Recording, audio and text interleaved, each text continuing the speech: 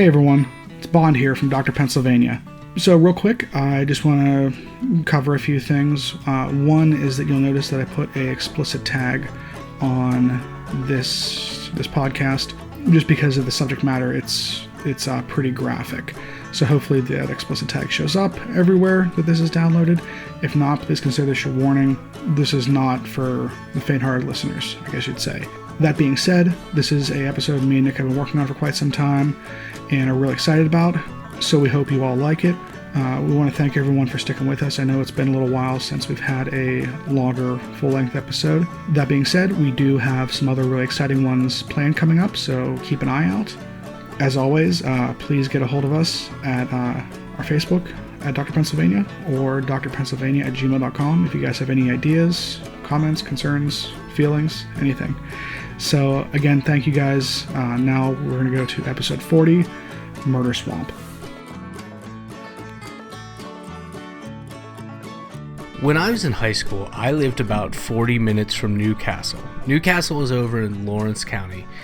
In fact, it's the county seat. It has a pretty interesting history, especially when it comes to being the birthplace of an American movie industry that would in quick order relocate to Southern California. The Warner Brothers first theater is there. I didn't know that back then.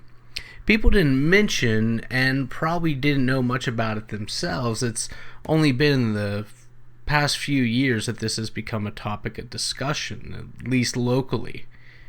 The only thing I knew about Newcastle as a kid was that there was an ice rink out there. The ice rink went through two distinct periods and both were awful. When I first started playing hockey, it was an outdoor rink with a chain link fence instead of glass, and we would try to ride opposing players' faces into the posts that held up said fence. After a while, they put a roof over the outdoor rink and tried to make it more normal.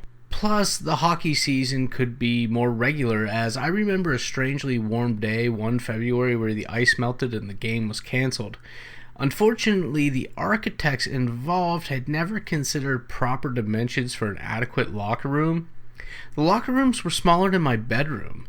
This resulted in many blue fingers and toes, as most of us would have to get dressed in the car before going inside only to put on skates. I haven't been to the rink in more than a decade. I hope it's better now. Like the third time being a charm. The only other thing I knew about Newcastle was that it was a good place to dump bodies, at least if jokes are to be believed. Periodically, someone would make a joke about their victims, duct tape, and dumping a body in Newcastle where it would never be found again. It's an easy joke to make, especially about any town with an Italian festival.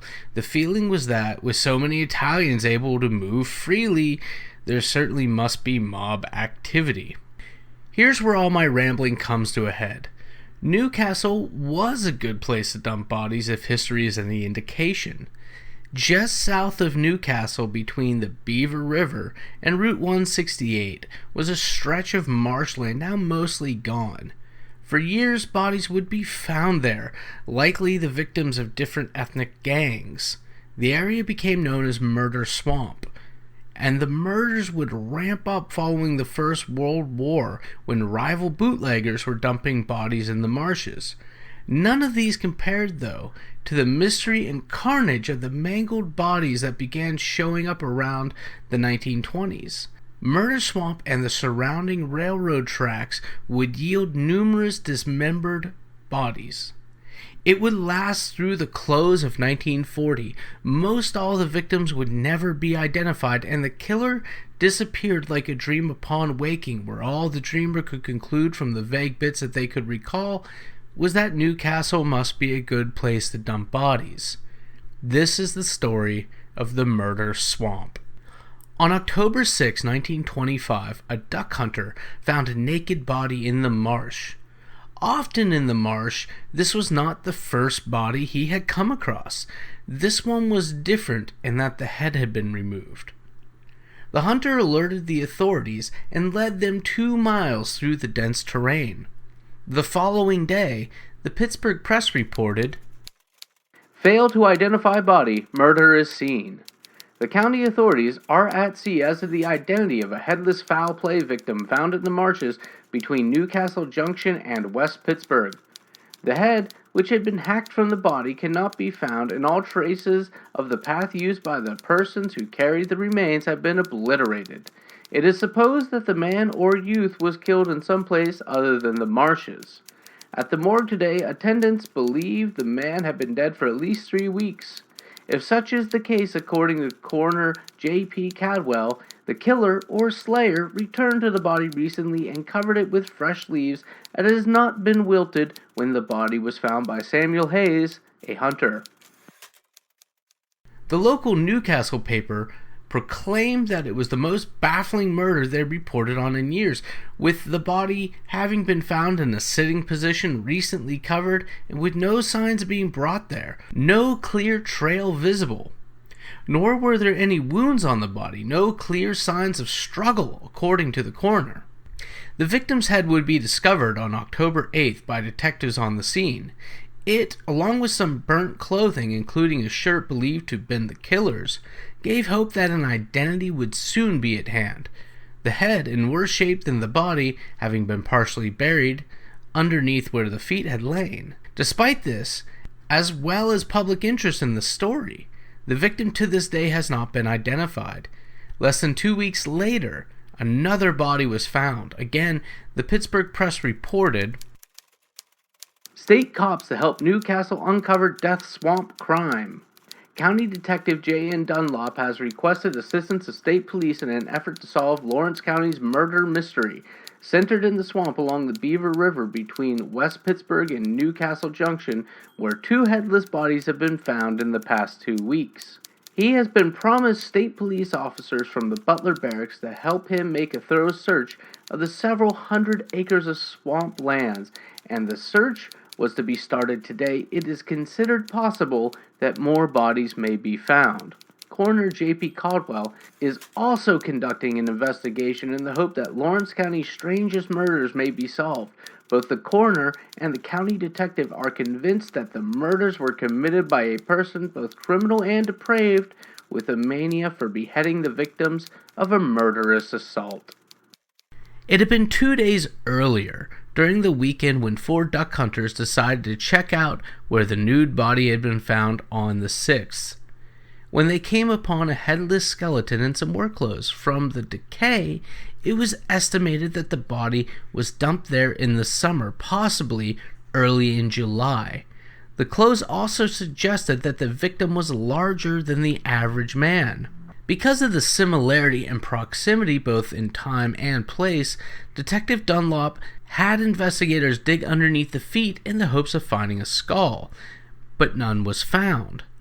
The same day, the Pittsburgh Press ran the earlier article. Far from the front page, 3 men went in the marsh in the hopes of finding more information. Sure enough, tucked inside some clothes, they found a skull, initially believed to belong to the second victim. Not only did the 3 men find no bones aside from the skull, but they were also only a few hundred yards from where the second victim had been found. Professional examination, however, revealed that this skull was that of a woman, and this woman had been dead for at least a year. So we have 3 victims in 2 weeks, all of them decapitated. None of these 3 would ever be identified, but the authorities did not know that at the time. All they knew, as October 1925 ended, was that they had 1 decently preserved nude victim, 1 skullless skeleton, and 1 skeletonless skull, equaling 3 victims. That next day, the Pittsburgh Press top headline read, "Search for more bodies in Newcastle Marsh Cemetery." The article ends with the prophetic quote, "Should today's search prove futile, police admit the sloshing of the wind-stirred pools, the stealthy silence of the tangled underbrush may hold the secrets of the murders forever." The large search that combed the marsh yielded little. The local Newcastle News reported on October 21st, 1925 that close to where the skull of the 3rd victim was found the lower jaw, which had been missing.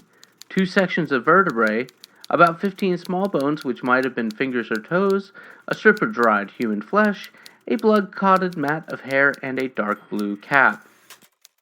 The local news also alluded that there could possibly be any number of bodies found as some of the ponds and wetlands were drained. And though plausible, it is nonetheless speculative.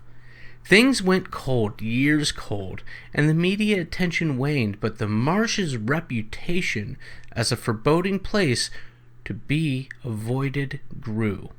In early spring 1929, a railroad worker was found in the Beaver River, his skull crushed in. In January 1933, another body was discovered in the marsh. In October 1934, 2 men running their dogs found the body of a man in the marsh. He had been partially buried.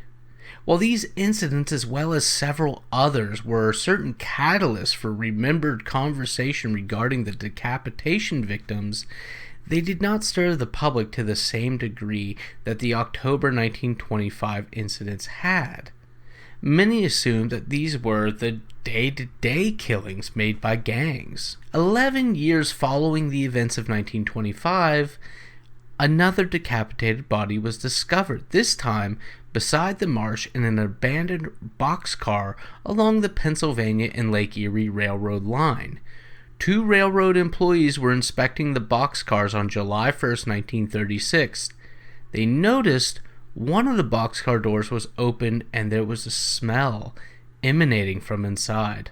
Under a burlap sack was another decapitated body, badly decomposed. It is assumed that the body was placed in the hot boxcar sometime after June 10th, when the cars had last been inspected. This body, like many others, was never identified. 2 years later, in 1939, and in another October, birds began suspiciously circling an area just inside the marsh. Railroad employees had taken notice, and 3 walnut hunters went into the marsh that day, October 13th, a Friday nonetheless, to find another decapitated body. This one had been partially burned. The body was nude, and initial reporting stated that there was significant confusion as to the gender. Some initial reports stated that the deceased was a young lady, but this wasn't the case. The Pittsburgh Post-Gazette reported on October 14th, "Swamp yields body of girl, head severed. The infamous murder swamp, here scene of the discovery of 6 torsos, 5 skulls of murder victims a dozen years ago, today gave up the headless body of a girl about 17, the prey of a cruel butcher. 3 boys wandering through the Erie Swamp, the most desolate section in Lawrence County, stumbled upon the nude form and ran breathless a mile and a half to notify police authorities. No clue to identity. Lawrence County detectives, the coroner, and state motor police who hurried to the scene and looked over the body immediately theorized the girl may have been the victim of the Mad Butcher, whose headless victims have turned up in Cleveland dumps over the last 6 years. The coroner estimated that the girl had been dead for about 10 days. There was no shred of clothing or anything else near the scene to give clue to her identity. There was plenty of evidence of sadistic treatment on the body. The head had been cleanly severed with either a sharp knife or axe. There was a deep axe-like gash in the groin. A fire had charred the flesh near the top of the spinal column. In the partially clenched hands of the victim were charred bits of paper, apparently fired to burn away the fingertips and eliminate any possible identification through fingerprints. The slaying appeared to have been similar to the Cleveland murders. The head would be discovered in a railroad car the following week and never identified, though the initial misrepresentation seems to have been corrected in the media's reporting by the time the head had been discovered by railroad workers. In the Post-Gazette's reporting, they brought up the Mad Butcher of Cleveland, sometimes also called the Butcher of Kingsbury Run. I may have mentioned this name earlier in the story. One of the books I read concerning these murders was James Jenin Badal's book, Hell's Wasteland, The Pennsylvania Torso Murders. Inside the books, Badal delves into the theory that the same serial killer operating in Cleveland was responsible for the Newcastle murders. It is certainly plausible and was a contemporary theory dutifully considered by the Cleveland authorities, who sent one of their more successful detectives under the infamed Elliot Ness to investigate the murders, as well as embed himself in the hobo camps that popped up along the railways outside of Newcastle and nearby Youngstown, Ohio. It's over the considered victim list of that detective, Peter Merylo, that Badal uses to examine the history, and it's a fantastic book, not only for its historical presentation of the material, but also for the extensive figures and considerations that new profiling techniques present to this aged case. He also makes careful speculations as to which victims were more likely tied to the Cleveland murders. The facts measured out would lead one to believe that there were multiple serial killers operating in the marsh, similar but not similar enough, or that one serial killer with wildly varying tactics and victim types was operating in a mold-breaking way. Maybe, but I can't recommend Badal's book enough, and I'm not trying to recreate it here, so I'm not going to begin speaking much about the Cleveland authorities' role in the Pennsylvania investigations. I am going to give a quick quote from Hell's Wasteland to open the stage for the culmination of violence. It was May 3rd, 1940, and the horrible events of this day, rivaling the most lurid pulp novel, would leave railroad workers deeply shaken, veteran lawmen stunned, and morgue personnel shaking their heads in disbelief. Several railroad cars decommissioned and awaiting dismantle sat in the yard of McKees Rocks just east of Pittsburgh on the Ohio River. They were being inspected by 2 yard employees. Inside one of those cars was the torso of a body. The legs and arms had been removed and placed in burlap bags. By the time the authorities were on the scene, the yard workers had found a second victim. By the time the coroner arrived, a third victim, similarly dismantled, had been discovered in a third car. This third victim was specially mutilated, as reported in the May 3rd edition of the Pittsburgh Press. Torsos of 3 men discovered near McKees Rocks. Nazi carved across chest of 1 victim. Bodies cut in 7 sections. Clues point to Cleveland's Mad Butcher. The bodies of 3 men, all decapitated and 2 of them mutilated, were found today in separate boxcars in the yards of the Pittsburgh and Lake Erie Railroad near McKees Rocks. The victim, whose body had not been dismembered, bore the word Nazi cruelly carved with a knife on his chest. Discovery of the first of the victims, his head missing and his body cut into 7 pieces, led to a search of a string of 50 wooden cars that stood in the railroad scrapyard near the Press Steel Car Company in Stowe Township, ready to be demolished and burned. And 2 other cars, the other 2 bodies, both headless, were subsequently found. One of them also had been cut into 7 pieces. The cars had been sent to Pittsburgh on April 21st from Struthers, Ohio, near Youngstown, and it was there evidently that the murders had been committed. Appearances of the bodies indicated that all the victims had been dead for several weeks. The discoveries immediately caused the speculation that the killer was Cleveland's Mad Butcher of Kingsbury Run, the maniac who had been blamed for more than a dozen slayings in 5 years. All 3 bodies were cut apart with the skill of a surgeon, and all lay in the corner of the boxcars, one wrapped in burlap, the others shoved under newspapers and old paper bags. The first body, that of a man believed to be 35 and 50, was found in a boxcar that was the third from the rear of a string of 50.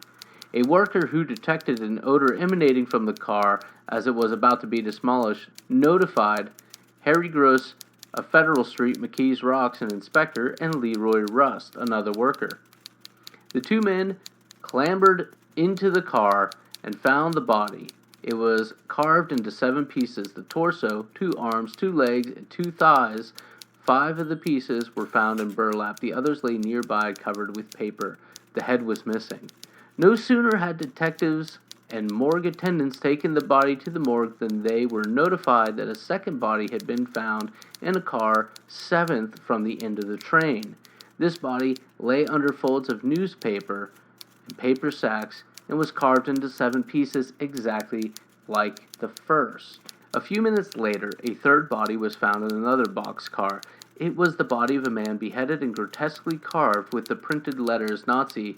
The letters were about 5 inches high. The man's body also appeared to have been burned, but Dr. P.J. Henney, coroner, said it was definite that the word Nazi had been carved with a sharp knife.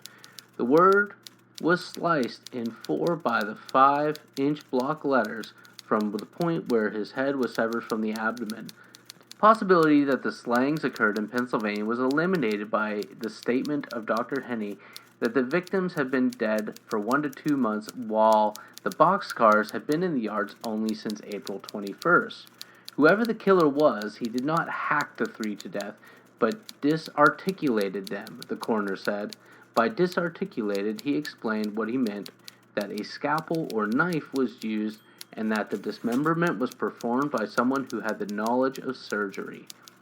This indicated to detectives that the murders may have been the work of the Mad Butcher of Cleveland, whose victims since 1929 have borne evidence of being expertly carved. There was also the fact that one of the earlier victims of the Cleveland Maniac was found in the Youngstown district.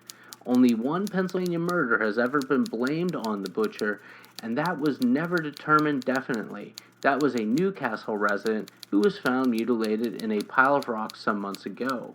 The case has not been solved, but state motor police were sent into Newcastle today to check the details of that slaying with those of the 3 uncovered here today. Cleveland authorities also moved in on the case, partially convinced that the butcher had extended his activities far from his bailiwick. A Cleveland inspector of detectives arrived in Pittsburgh by airplane this afternoon to work with county detectives. Most baffling of these 3 cases was that of the man who had been branded with the word Nazi.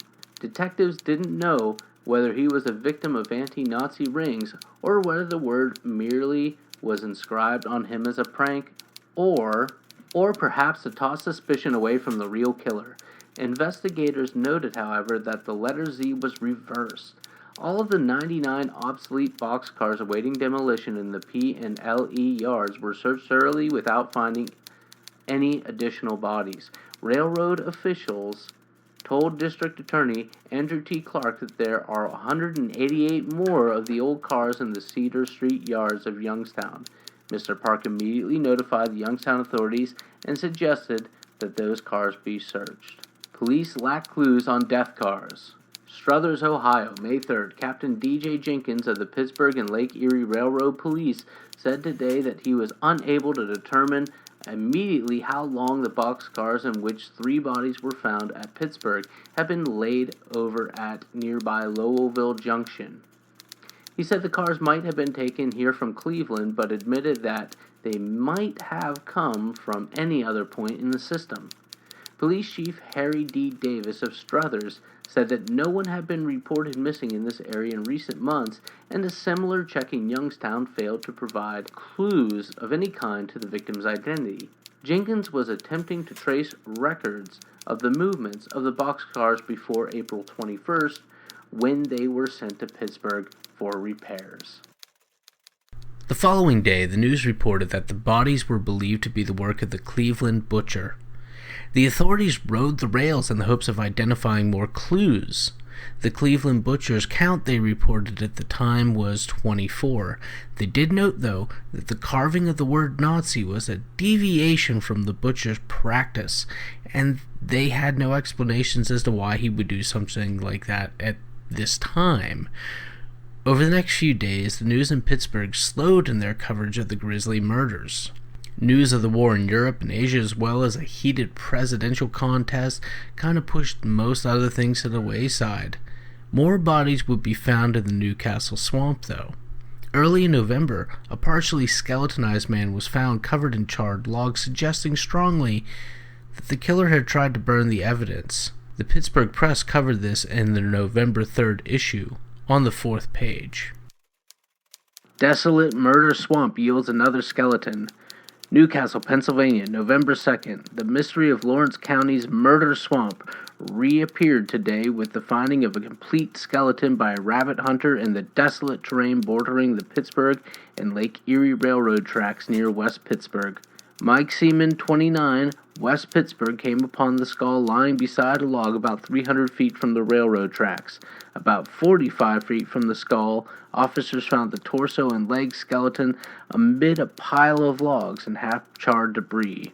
County detectives and state motor police sought to connect the decapitation slaying with the multi-murders of Cleveland's Mad Butcher of Kingsbury Run, and with the dissection slaying of a still unidentified man at virtually the same spot a year ago.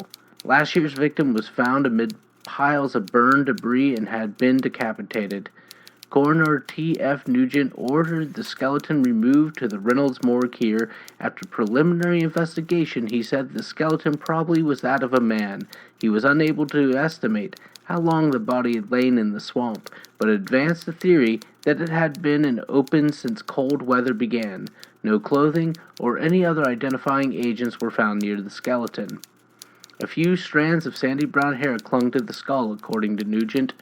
He supported the Mad Butcher theory by pointing out that this victim had apparently been decapitated with a knife in the hands of a skilled person.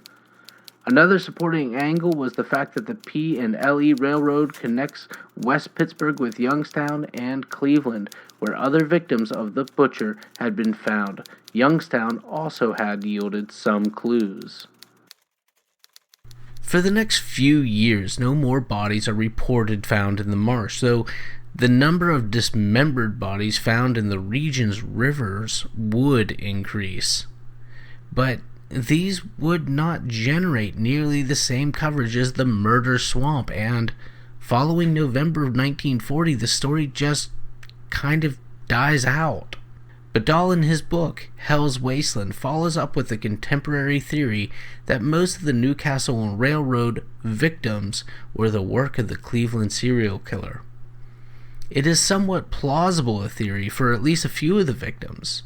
The marsh, though, had been known for years as an area where gangs dumped bodies, and with many of the latter bodies being found during the Great Depression along those rail lines and a stone's throw from the shanty towns outside of Youngstown, Ohio, and Newcastle and Pittsburgh, it was a violent era. I should go on to further point out that Badal concerns himself with a larger pool of victims, which not only includes those found in Ohio, which were obviously omitted for our story here, but also earlier ones which occurred outside of the marshes or the railroad lines, which form the eastern border of the marsh in question.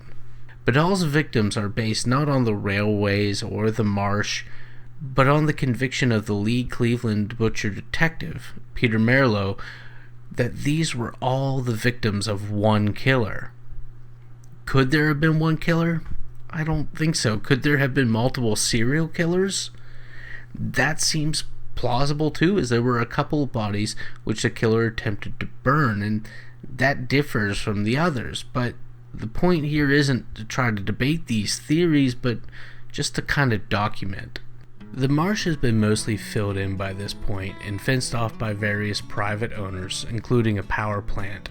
Though I've been surprised over the past couple of years at how few people know of these murders, I know too that I'm not the first to wonder if there aren't some mysteries left buried in the area that the newspapers formerly knew as Murder Swamp.